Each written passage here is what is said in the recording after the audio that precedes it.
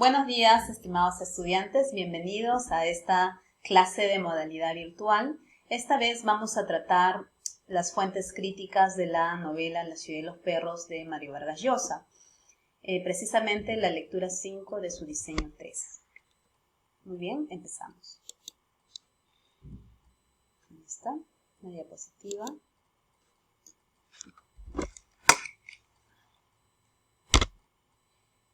El texto titula La ciudad y los perros, la creación de un lector, según Carlos Garayar. El apartado Las innovaciones de la ciudad y los perros y el efecto en el lector. Para empezar ello vamos a hacer una pregunta general con respecto a la finalidad de la novela. ¿Cuál es la finalidad de una obra literaria, ¿no? Básicamente es centrar al lector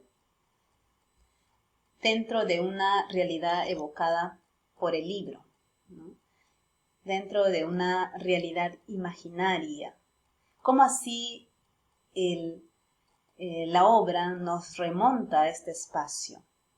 ¿Por qué procedimientos, ¿no? Las técnicas literarias. Y vamos a tratar acerca de estas técnicas en esta clase. ¿Cuáles son las innovaciones que presenta la novela según Garayar?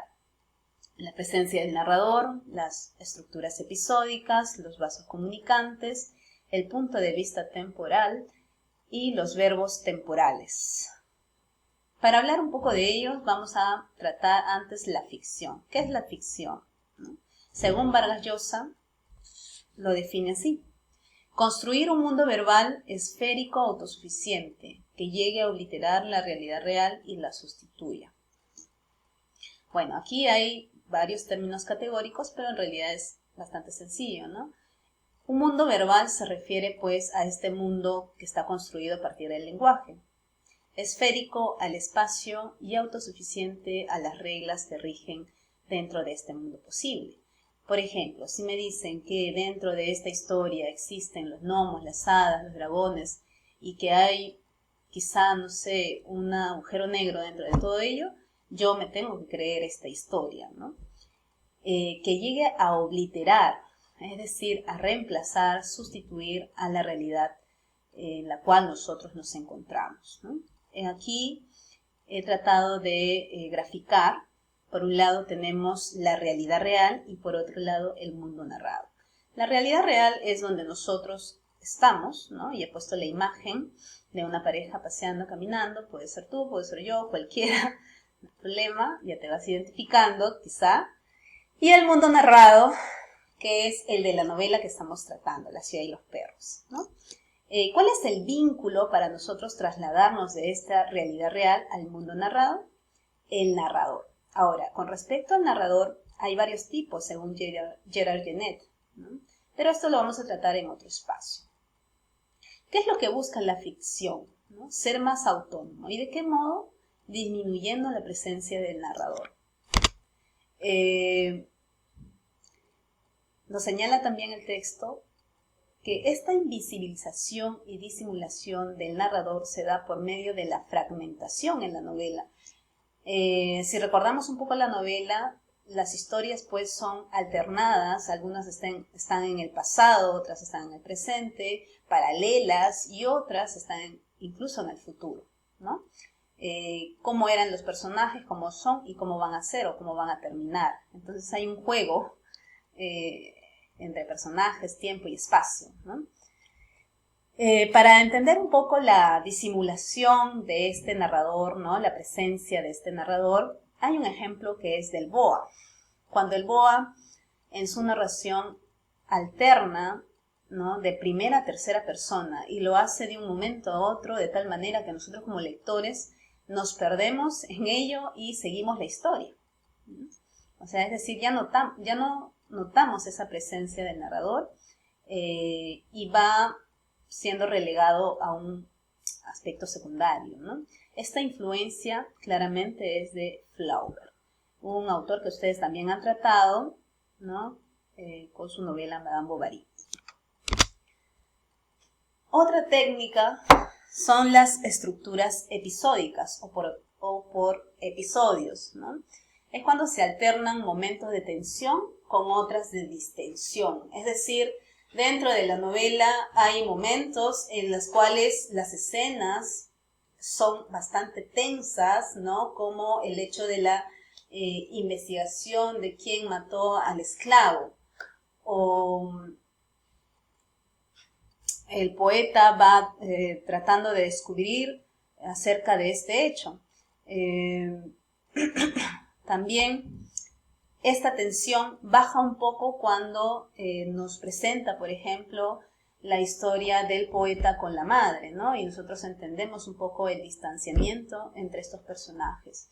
Entonces, la novela nos mantiene en un sub y baja el presente y la acción, digamos, de suspenso de toda la historia, es lo que ocurre en el Colegio Leoncio Prado, ¿no? Y luego lo demás son las historias secundarias, pero no menos importantes.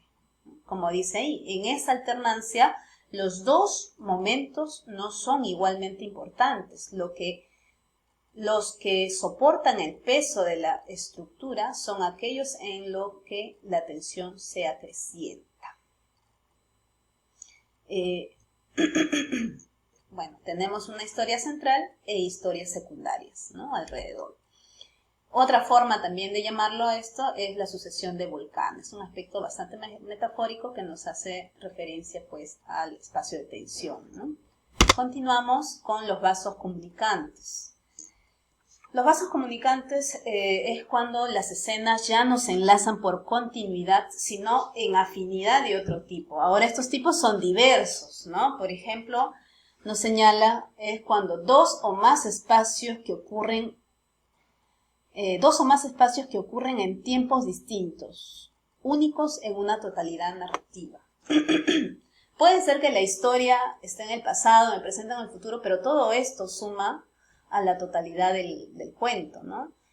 Para poder explicar esta técnica me voy a centrar en el jaguar.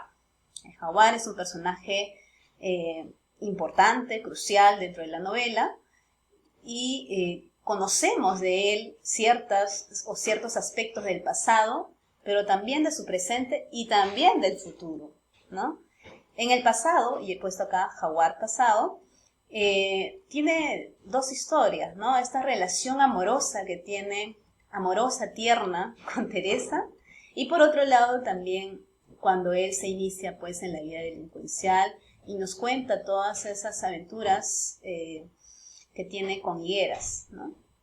Y en el presente tenemos la historia del jaguar como líder del círculo, ¿no? Y todos lo ven como alguien agresivo, violento, es así como también se hace un líder y, entre comillas, se gana el respeto de los demás, ¿no? ¿Y de qué manera el lector participa en estas historias en distintos tiempos, ¿no? Nosotros lo que hacemos es tratar de reconstruir este mundo, organizar esta secuencia y llenar ciertos vacíos que nos van dejando, ¿no? ¿Cuál es la secuencia que se presenta en la novela en razón a este personaje, ¿no? Inicialmente es miembro de una banda.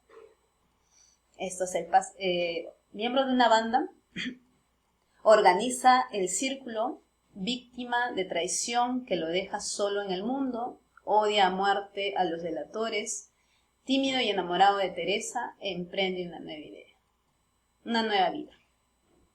El número 1 es del pasado, ¿verdad? 2, 3, 4 presente, 5 pasado, 6 es futuro. Entonces vemos un poco el caos y el desorden en la cual se presentan las escenas, pero nosotros somos tan audaces que podemos ordenar esa historia. Eso también nos implica que el lector esté atento todo el tiempo. Otro aspecto importante también, en la cual otra forma de poder explicarse los vasos comunicantes también es por medio de este personaje, Teresa, ¿no? Teresa es un personaje que nos permite vincular al jaguar, al poeta y al esclavo. O sea, por medio de ella vemos las relaciones de estos personajes. Entonces también ella vendría a ser un vaso comunicante, ¿no? Eso sería de otro tipo también. Otra técnica también está, pues, el punto de vista temporal. Esto nos hace referencia en cuanto al narrador y en relación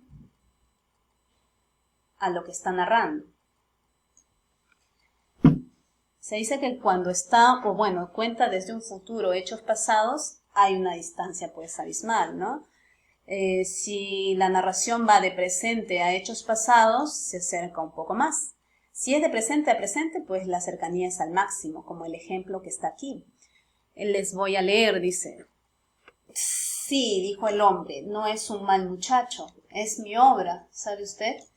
He tenido que ser algo duro con él, a veces, pero era por su bien. Me ha costado mucho trabajo hacerlo un hombre. Es mi único hijo. Todo lo que hago es por su bien, por su futuro. Hábleme de él, ¿quiere? De su vida en el colegio. Ricardo Arana es muy reservado. No nos decía nada, pero a veces parecía que no estaba contento. La vida familiar es un poco fuerte, dijo Alberto.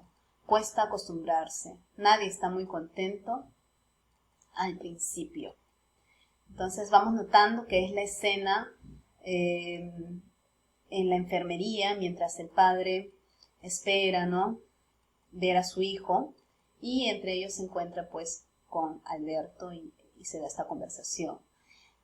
Nos damos cuenta de estos verbos: dijo el hombre, dijo Alberto, y es un pretérito simple, ¿no?, que hace que nosotros como lectores estemos ahí cercanos en el relato o con el relato.